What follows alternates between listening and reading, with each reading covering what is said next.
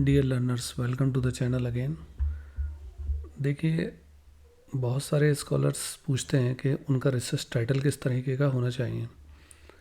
तो देखिए, मानना मेरा ये है कि रिसर्च टाइटल जो है वो एक फ़र्स्ट इम्प्रेशन होता है आपकी रिसर्च का ऑडियंस के समक्ष। ऑडियंस उससे अंदाज़ा लगाती है कि किस तरीके का कंटेंट आपकी रिसर्च में होगा। मतलब उसकी क्यूरियोसिटी बढ़ जाती है आपकी रिसर्च को पढ़ने में को लेकर आपके टाइटल को देखकर ही। तो टाइटल को सेलेक्ट करने से पहले कौन कौन सी चीज़ों का ध्यान रखना होता है उस पर आज हम चर्चा कर लेते हैं। सबसे पहली बात है कि जो आपका रिसर्च का टाइटल है उसमें बहुत ज़्यादा क्लैरिटी होनी चाहिए और वो प्रिसाइज होना चाहिए। टाइटल पहले क्लियर हो, छोटा सा हो, कंसाइज हो और वो एक्यूरेटली रिप्रेजेंट करता हो आपके रिसर्च के फोकस को।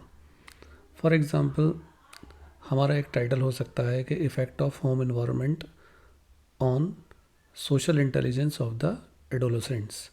तो अब यहाँ सामने से पता चल रहा है कि होम एनवायरनमेंट के इफ़ेक्ट को मेज़र किया जाएगा सोशल इंटेलिजेंस को लेकर। तो यहाँ सीधा सीधा हो गया, इसमें क्लैरिटी हो गई और ये प्रिसाइज भी हो गया। हालांकि इतना छोटा, ये रिसर्च पेपर का मैं बता रहा हूँ, आर्टिकल का। अगर थीसिस के पॉइंट ऑफ व्यू से समझेंगे तो ये काफ़ी बड़ा होगा, उसमें मल्टीपल वेरिएबल्स होंगे। तो समझने लायक बात यहाँ पर यह है कि टाइटल जो आपका होगा वो क्लैरिटी होनी चाहिए उसमें और वो प्रिसाइज होना चाहिए। उसमें एम्बिगस या वेग वर्डिंग नहीं होनी चाहिए जिससे रीडर कंफ्यूज हो जाए कि अरे इसका मीनिंग क्या होगा, यानी ये क्या अर्थ निकलता होगा। तो वहाँ से फिर क्यूरियोसिटी में कमी आ जाती है। टाइटल जो है वो रेलिवेंट होना चाहिए, रिलेटेड टू योर स्टडी। जो भी हमारा रिसर्च का स्कोप है उससे रिलेटेड होना चाहिए हमारा टाइटल।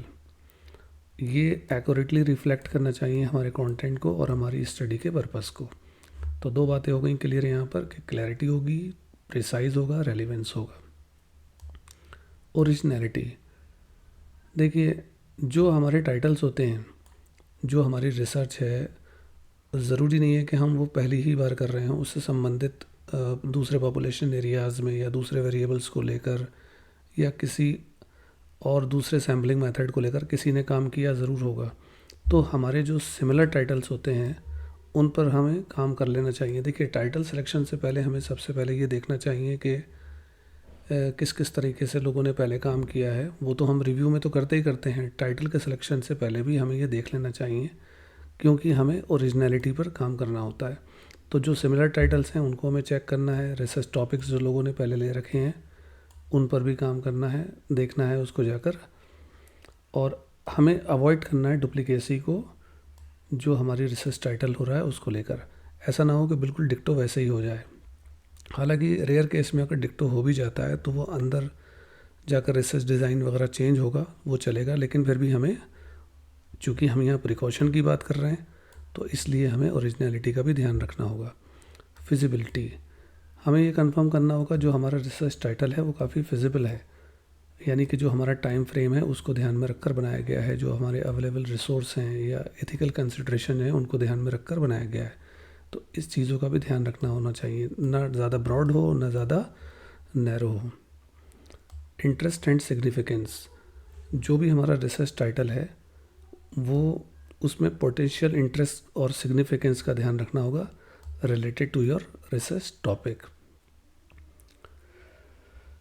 इस चीज़ को भी आपको इंश्योर करना होगा कि ये रिसर्च गैप को बताने वाला हो आपकी फील्ड से रिलेटेड। देखिए, रिसर्च गैप हम किसी दूसरे वीडियो में इसको डिस्कस करेंगे। जैसे आप लोग देखते हैं कि इस स्टडी में ये लिमिटेशंस थी, इस स्टडी में ये लिमिटेशंस हैं और इसके बाद में इतने समय तक काम नहीं हुआ है इत्यादि। ये रिसर्च गैप में हम बहुत सारी चीज़ें सम्मिलित करते हैं। तो अभी हम टाइटल को डिस्कस कर रहे हैं तो हमें यहाँ पर इंटरेस्ट और सिग्निफिकेंस वाले पॉइंट का ध्यान रखते हुए रेलिवेंट जो हमारा इशू है या रिसर्च गैप है उसको ध्यान में रखना होगा।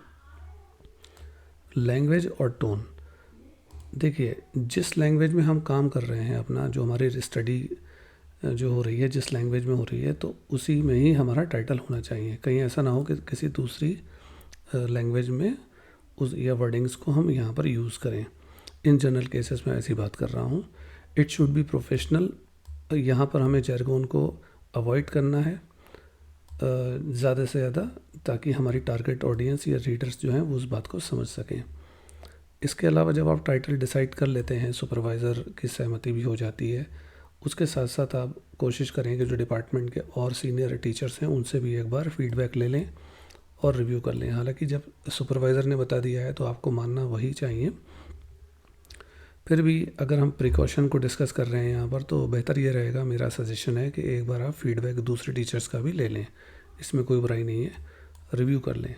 तो जैसा यहाँ लिखा है, seat feedback from pairs, mentors और एडवाइज़र्स, जो भी टेक्निकल इसमें जानकारी रखते हैं उनसे भी आपको टाइटल को लेकर डिस्कस कर लेना चाहिए। क्योंकि कुछ चीज़ें ऐसी होती हैं कि बाद में दिक्कत आती है। जब आपकी आरडीसी क्लियर हो जाती है तो आरडीसी का जो लेटर आता है आपके घर पर, तो उसके बाद फिर चीज़ों को चेंज करना मुश्किल हो जाता है। तो इस चीज़ का आपको ध्यान रखना होगा।